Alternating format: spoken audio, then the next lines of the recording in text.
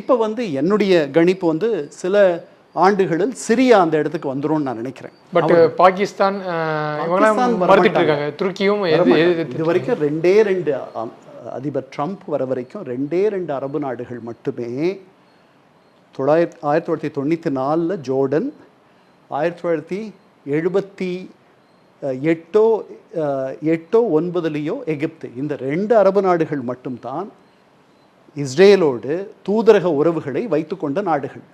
அதற்கு பிறகு 94க்கு பிறகு 2016, 17, 18 அளவில் தான் அதற்கு அடுத்த சுற்று அரபு நாடுகள் அவர்களோடு நேச நாடுகளாக மாறுகிறார்கள். அதனால் இது ஒரு பெரிய சாதனை. அந்த சாதனையை இன்னும் விரிவுபடுத்தணும்னு இவர் நினைக்கிறார்.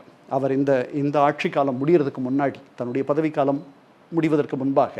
அதனால் அவர் பாகிஸ்தான் உட்பட அதை சொல்கிறார். பாகிஸ்தான் தான் கடைசி நாடாக இருக்கும். எல்லா அரபு நாடுகளும் இஸ்ரேலோட நேச நாடாக மாறிவிட்டாலும் கூட பாகிஸ்தான் கடைசியாக சேரும் அப்படின்னு நான் நினைக்கிறேன். சவுதிகள் சேர்ந்துட்டாங்கன்னா அதுக்கப்புறம் பாகிஸ்தானிகள் வந்துருவாங்க. அந்த இடத்துக்கு போகிறதுக்கு பாலஸ்தீனியர்களுக்கு என்று ஒரு தனி நாடு என்று உருவானால் ஒழிய சவுதிகள் இறங்கி வர மாட்டார்கள் என்பது என்னுடைய எண்ணம்.